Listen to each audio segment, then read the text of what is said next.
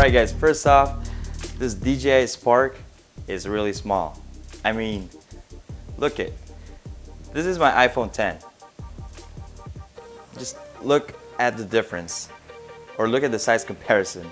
This is really small, but it packs a punch. You need to have something that is small enough, just like this guy, for you to be able to carry it around on your luggage, and also at the same time it won't cost you that much. I mean, I basically put this in my backpack for my carry-on when I was on a plane, and they didn't even ask for it. I mean, they didn't even ask me what it is, or they didn't ask me if they can take a look at it inside. Of course I took out the battery, because that's one of the TSA rules. You need to take out any sort of lithium-ion batteries that is within your carry-on items.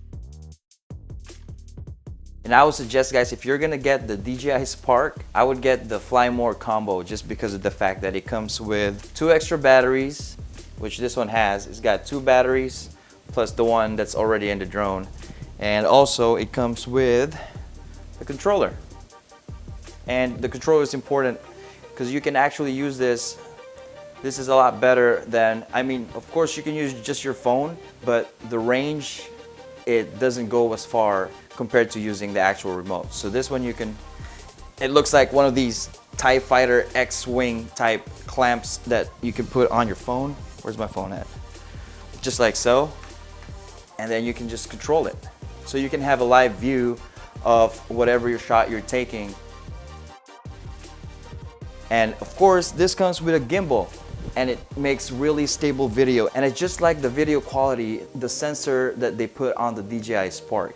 And it's only a 2-axis gimbal, but man, I'm gonna show you guys some footages. And it's October 2019. It's been out for like about, what, a couple of years now?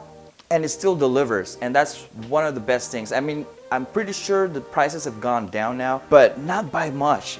I'm pretty sure because the reviews that it's gotten and the performance is just astounding. And it's very user-friendly, and it's very easy to use. Even a first-time beginner, you can just buy this drone right off the store and basically just fly it afterwards without having any proper training. I mean, of course, I'm not saying go ahead and do it. It's always good to have some sort of training, or at least a little bit of background, or at least some pointers on how to fly a drone. Make sure you register it with the FAA. I mean, it's a small drone. It's always good to register it as a recreational drone, just in case there are any legalities involved. You don't want to be sued by your neighbor or somebody you don't even know just because of the fact that they were captured on that footage. Maybe, I don't know, doing stuff. So there you have it, guys. Those are my thoughts on why you should get the DJI Spark if you're going on vacation.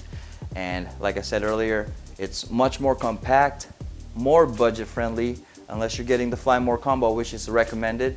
And of course, it's a perfect first drone for everyone, because any beginner can actually do it. And also palm landing and intelligent flight modes, which is kind of like a gimmick.